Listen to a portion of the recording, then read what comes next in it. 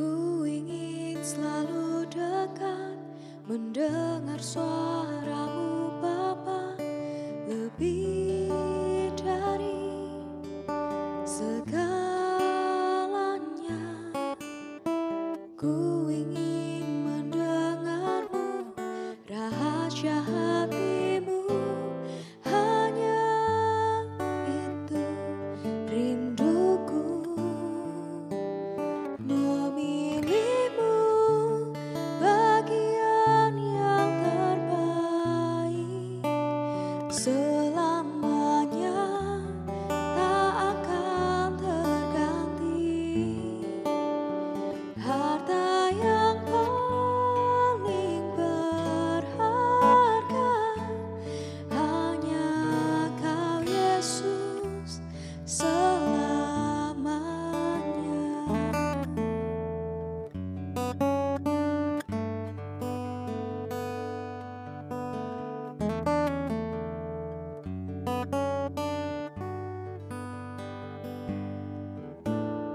Ku ingin selalu dekat, mendengar suaramu Bapa, lebih dari segalanya.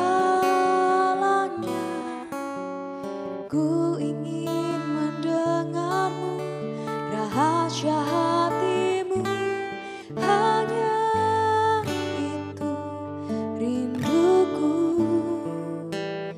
Memilihmu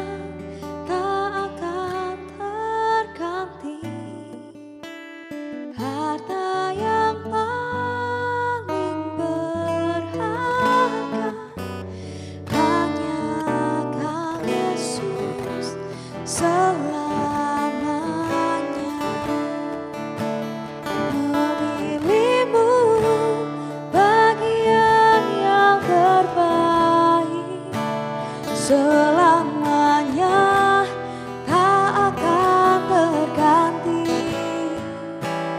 Harta yang paling berharga hanya Kau Yesus selamanya.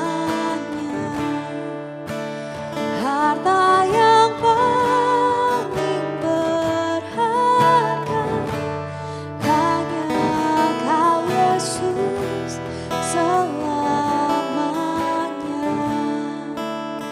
Harta yang paling berharga hanya Kau Yesus selamanya.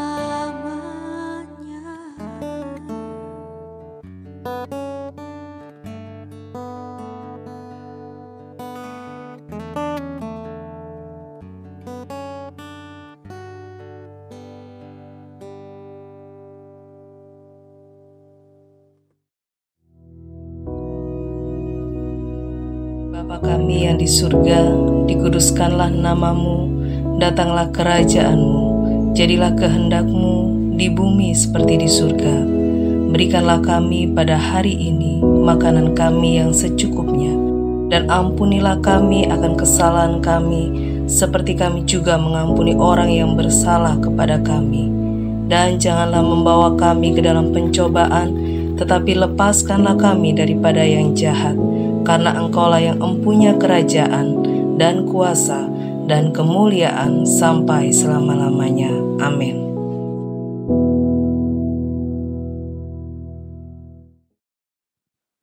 Shalom, selamat pagi Bapak Ibu Saudara yang dikasihi Tuhan. Ya, puji nama Tuhan. Kita boleh menerima anugerah yang luar biasa dari Tuhan.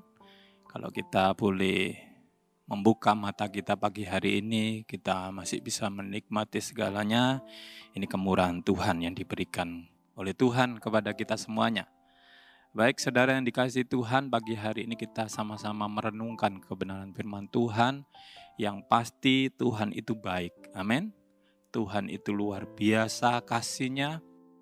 Bahkan kalau beberapa hari yang lalu kita sudah sama-sama merayakan Paskah, itu bukti bahwa kasih Tuhan ditunjukkan kepada semua umat manusia untuk boleh menerima anugerah yang luar biasa yang diberikan kepada Tuhan. Dan kasih-Nya ini sebenarnya sebelum peristiwa Paskah ini pun juga Tuhan sudah menunjukkan sebenarnya kepada umat-Nya. Tuhan selalu menunjukkan kebaikan, kemurahan-Nya kepada umat-Nya. Tapi memang sayang, kadangkala kita sebagai umat-Nya tidak memahami kasih Allah itu sebagai kasih yang sempurna. Kadangkala kita masih merasa bahwa Tuhan tidak mengasihi kita. Tuhan meninggalkan kita. Sama seperti umat Allah yang mula-mula ketika Tuhan menunjukkan kasih-Nya, justru umat Tuhan tidak bisa memahami apa yang sedang dilakukan oleh Tuhan. Oleh sebab itu mari kita akan sama-sama perhatikan Alkitab kita. Kita buka dalam Hosea pasal yang ke-11. Hosea pasal yang ke-11, saya akan baca ayat 1 sampai 11. Bapak Ibu Saudara yang dikasihi Tuhan, kalau ada Alkitab di sampingnya, mungkin sekarang sudah ada Alkitab di depannya, boleh buka di dalam Hosea pasal 11, saya akan membacanya dan Bapak Ibu boleh mengikuti pembacaan ini.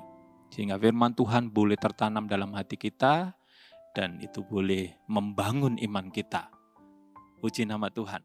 Begini bunyi firman Tuhan, dikatakan ketika Israel masih muda, kukasihi dia, dan dari Mesir kupanggil anakku itu.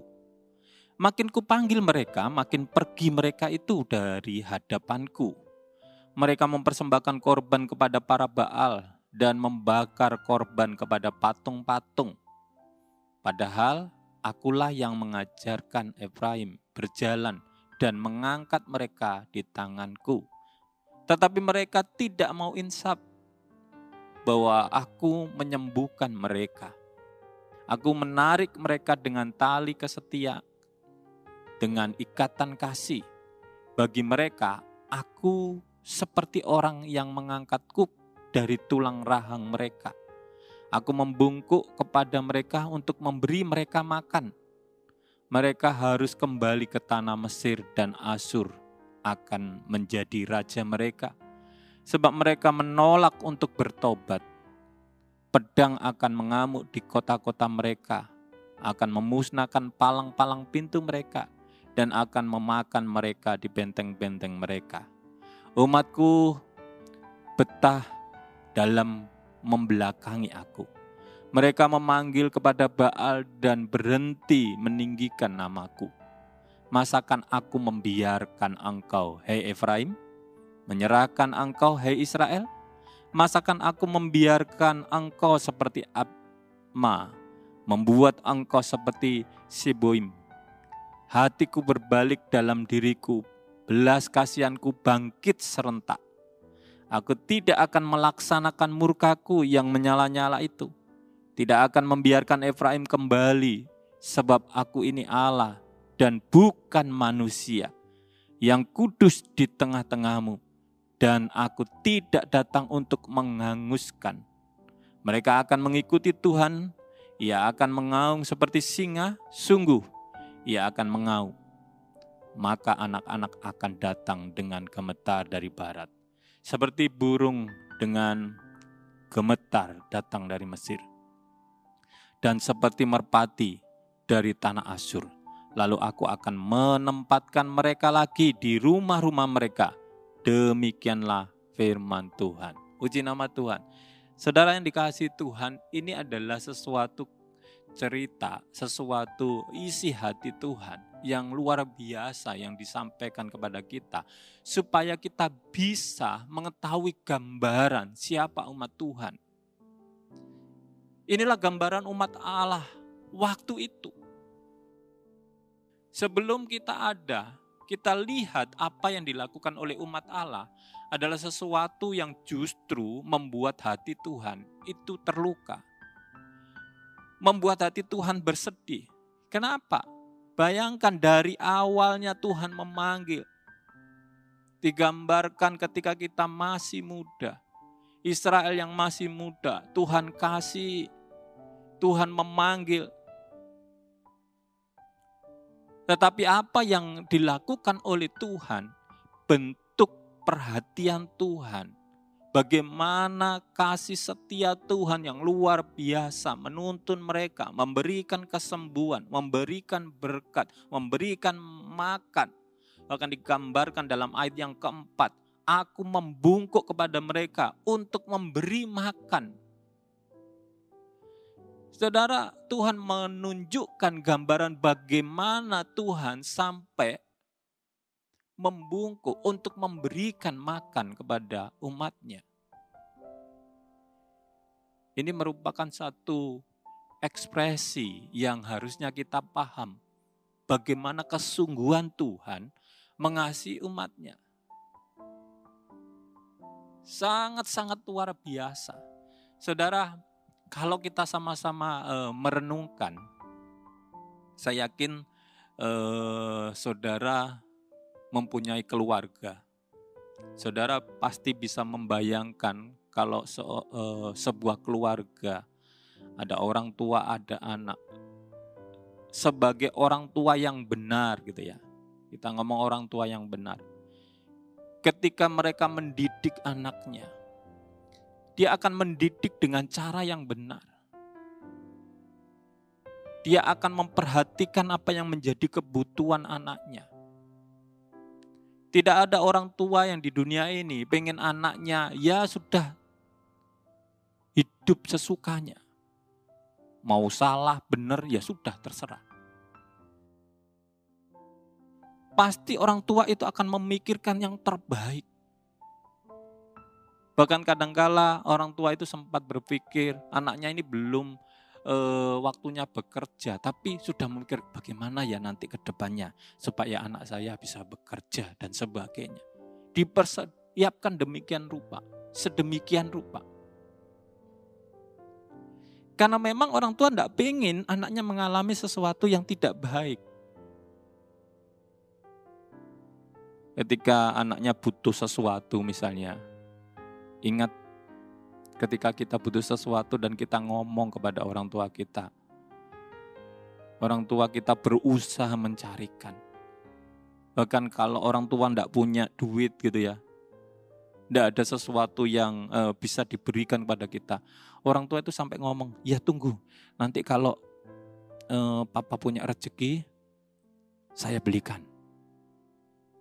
Kadang ada orang tua yang ngomong, doakan, ini papa punya bisnis, biar nanti diberkati dan bisa membelikan sesuatu apa yang kamu inginkan. Saudara, orang tua selalu memberikan yang terbaik buat anak-anaknya. Adalah suatu kebanggaan ketika orang tua itu bisa menyenangkan hati anak-anaknya. Tapi kita perlu juga menyadari bahwa ketika kita berjalan dalam kekeliruan, kesalahan, maka orang tua itu tidak akan diam. Orang tua yang benar akan menegur kita. Orang tua yang benar akan mengingatkan kita untuk kita tidak melakukan itu. Ada banyak saudara mungkin pernah mengalami teguran dari orang tua saudara. Atau saudara sebagai orang tua pernah menegur anaknya yang bersalah. Inilah bentuk keseriusan orang tua dalam mendidik anaknya. Orang tua dalam menemani kehidupan anak-anaknya. Walaupun memang manusia itu terbatas dalam menemani anak-anaknya. Tapi itu adalah suatu gambaran yang saudara bisa pahami, yang saudara bisa mengerti. Bagaimana Tuhan pun juga melakukan itu. Tuhan tidak pernah berhenti dalam memperhatikan kita. Apapun yang kita sedang alami, saudara harus yakin dan percaya bahwa Dia tahu dan Dia peduli. Jangan pernah saudara berpikir bahwa Tuhan sekarang sedang tidak tahu. Mungkin Tuhan membiarkan dan sebagainya. Memang kadangkala ada hal-hal yang baik yang boleh kita alami. Atau sebaliknya yang tidak baik. Tetapi saudara harus pahami dengan benar apa yang terjadi dalam hidup kita. Sama seperti yang dialami oleh umat Allah ini. Apa yang diceritakan oleh Tuhan dalam ayat ini. Bagaimana Tuhan menunjukkan umatnya. Kenapa mereka mengalami sesuatu yang tidak baik? Karena memang Tuhan sudah mengajarkan sesuatu yang benar, tetapi mereka tetap melanggar apa yang Tuhan sudah ajarkan. Mereka masih datang kepada Baal. Mereka masih berharap kepada Baal. Mereka justru memalingkan wajahnya dari Tuhan kepada Baal. Ini sesuatu yang justru akan membuat hati Tuhan bersedih. Saudara bayangkan aja kalau saudara punya orang tua berpesan, tetapi saudara tidak mengabaikan, saudara tidak mendengar pesan orang tua itu. Saudara memilih untuk melakukan keinginan orang lain. Maka sebagai orang tua pasti sedih. Kenapa? Karena orang tua merasa bahwa aku ini orang tuanya. Justru malah anakku lebih taat, lebih nurut sama orang lain. Saudara, kalau saudara bisa merasakan kondisi yang seperti itu, itulah yang dirasakan oleh Tuhan.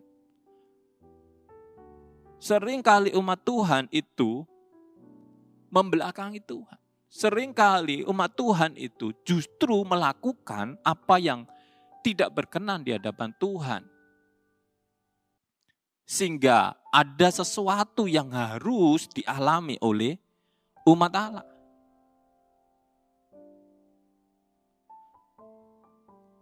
hal-hal yang tidak baik itu mulai terjadi dalam umat Allah. Dan kalau itu sudah terjadi, seringkali kita ngomong, wah Tuhan tidak mau menolong. Wah Tuhan membiarkan saya dalam keadaan terpuruk. Saudara, kadang-kadang kesalahan kita, kebodohan kita, menghalangi berkat Tuhan itu hadir dalam hidup kita. Di ayat yang kelima itu katakan jelas, mereka harus kembali ke tanah Mesir dan Asyur. Saudara, kalau kita sama-sama renungkan di dalam cerita firman Tuhan, Tuhan sudah memanggil dari Mesir, dari satu tempat yang tidak enak, dari satu tempat yang penuh dengan kesengsaraan. Tapi rupanya mereka tidak memahami itu. Mereka harus lagi kembali ke Mesir karena pelanggaran mereka. Saudara, kadangkala kalau kita melihat ada orang tua yang benar gitu ya, sedang mendidik anaknya. Ketika anaknya diingatkan sekali, 2 kali, 3 kali masih bandel.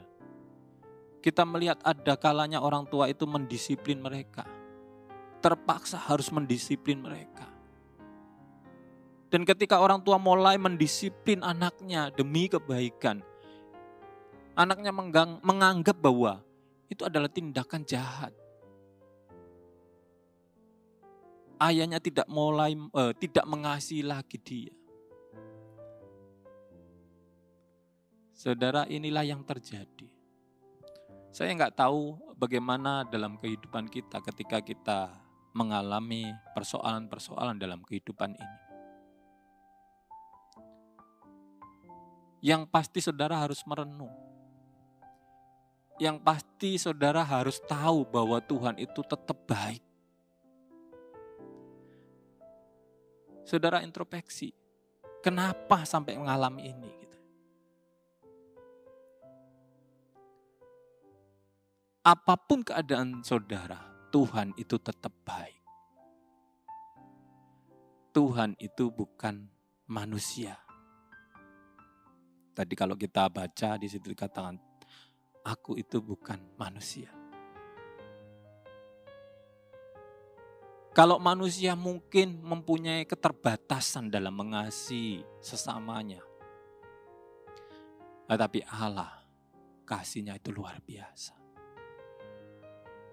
Kalau kita mau kembali, kita mau bertobat, Tuhan jelas akan memberikan sesuatu pemulihan. Kalau ada hal-hal yang tidak baik terjadi, maka pasti ada alasannya. Pasti ada sebabnya.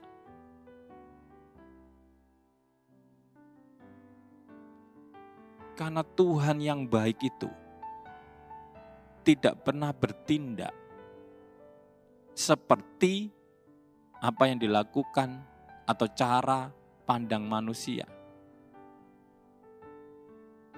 Tuhan itu Tuhan yang luar biasa. Coba kalau kita lihat dalam Yeskiel pasal 14 ayat 23 ya, katakan begini. Mereka akan menghibur kamu kalau kamu melihat tingkah lakunya dan kamu akan mengetahui bahwa bukan tanpa alasan ku perbuat segala sesuatu yang ku perbuat atas Yerusalem. Demikianlah firman Tuhan Allah. Saudara, kalau Tuhan sampai melakukan sesuatu dalam kehidupan orang yang percaya kepada Tuhan atau anak-anak Tuhan, pasti ada alasannya. Kalau kita bisa memahami manusia, orang tua kita yang di dunia itu melakukan sesuatu kepada anaknya, dan kita bisa memahami, oh iya itu demi kebaikan anaknya. Maka Tuhan jauh dari itu, lebih dari itu.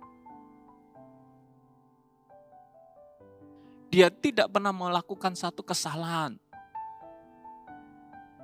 dalam tindakan-tindakan Tuhan yang diberikan kepada umatnya, tidak ada satu kesalahan pun. Oleh sebab itu, mari kita sama-sama memahami kasih Allah yang luar biasa. Walaupun kita sudah mendukakan hati Tuhan, mungkin kita sudah kurang ajar sama Tuhan, mungkin kita sudah melupakan Tuhan, kita tidak pernah beribadah, kita sering kali melakukan kejahatan. Tapi pagi hari ini ada berita yang luar biasa. Kasih Allah itu tetap berlaku dalam hidup kita. Asal kita bertobat. Coba saudara lihat, coba saudara teliti lagi bagaimana umat Tuhan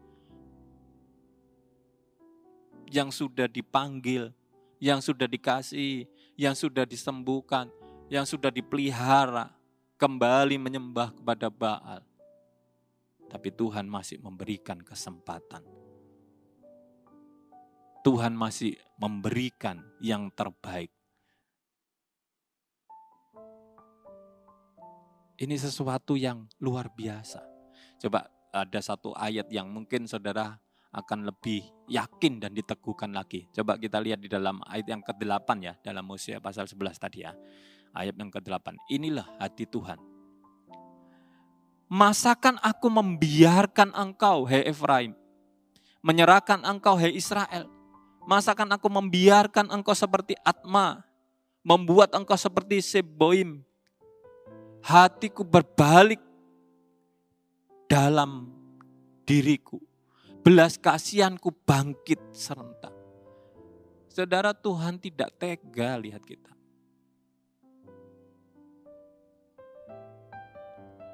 Tuhan tidak sekeji atau sejahat yang saudara bayangkan.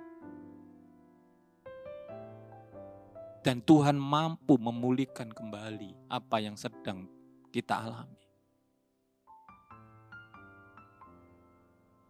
Kuncinya hanya satu, bertobat, berbalik, minta ampun sama Tuhan. Dan Tuhan akan pulihkan. Tuhan akan jadikan sesuatu yang lebih baik lagi dalam hidup kalian. Oleh sebab itu pagi hari ini, mari kita sama-sama meneguhkan iman kita bahwa Tuhan itu baik sampai selama-lamanya. Kasih-Nya luar biasa. Kalau sampai detik ini saudara mengalami sesuatu yang tidak baik, bukan karena Tuhan tidak baik, tapi karena ada sesuatu yang perlu saudara bereskan. Ada sesuatu yang saudara perlu lakukan untuk tangan Tuhan boleh bekerja dalam hidup saudara. Amin saudara. Dan saya percaya kalau kita mempunyai komitmen untuk hidup di dalam jalur firman Tuhan, kita mau taat kepada Tuhan, pasti kebaikan demi kebaikan itu akan terjadi dalam hidup kita. Amin. Puji nama Tuhan. Mari kita akan sama-sama berdoa. Terima kasih Tuhan, terima kasih. Kami bersyukur karena kami punya Allah yang luar biasa baik. Dari dulu, sekarang, bahkan sampai selama-lamanya. Kebaikan-Mu Tuhan tidak pernah terputus Tuhan. Dan itu berlaku bagi kami umat-Mu Tuhan. Oleh sebab itu biarlah kami memahami akan kasih-Mu yang sempurna. Yang Engkau sudah nyatakan dalam kehidupan kami. Sehingga kami boleh menikmati berkat-berkat yang Engkau kerjakan dalam hidup kami. Sepanjang hari ini kami percaya kebaikan-Mu, kasih-Mu akan terus menyertai kami. Sehingga hidup kami boleh mempermuliakan Engkau. Dan menjadi berkat bagi orang-orang yang ada di sekeliling kami. Terima kasih Tuhan. Dalam nama Tuhan Yesus kami mengucap syukur. Haleluya. Amin. Puji nama Tuhan. Tuhan Yesus memberkati.